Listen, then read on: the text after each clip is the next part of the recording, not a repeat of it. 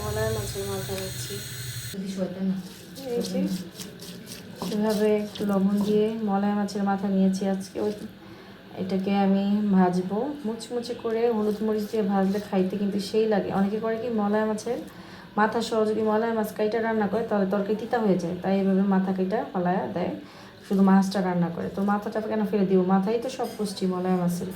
এই পুষ্টিগুণ সম্পূর্ণ মাথাটা হলুদ মরিচ দিয়ে যদি মচমচে করে ভাইজে খান, দেখবেন কি স্বাদ লাগে ভাতের সাথে, অনেক স্বাদ। তো আমি লবণ দিয়ে কচলাচ্ছি এভাবে।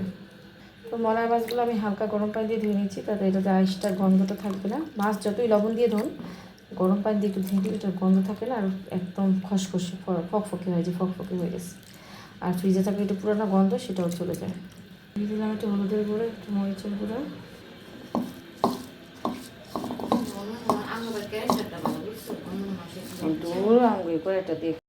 তো এই মাছের মাথাটা ভাজার জন্য কিছু সিস্টেম আছে, কিছু নিয়ম আছে।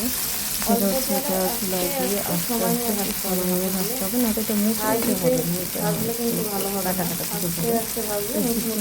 ভাজতে পারলে এইভাবে তৈরি করতে পারলে ভালো হবে। এই মাছের আর একটা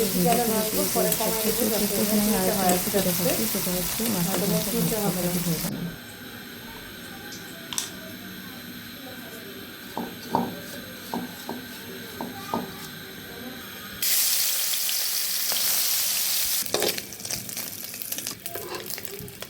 কতটা করবে এগুলা।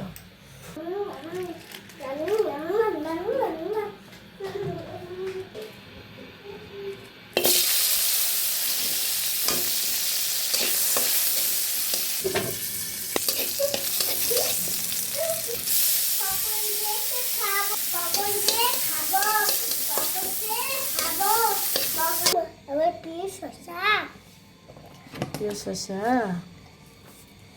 প্রিয় শসা চাপ দিয়ে ধরো, ধরো, এই ধরো, হ্যাঁ ধরো।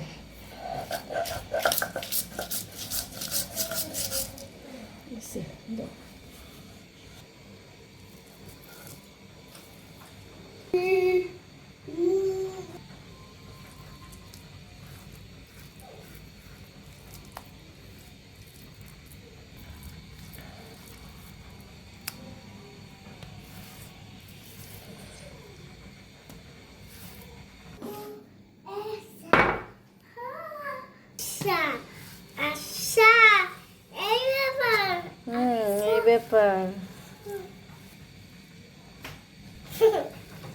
তুই খাবে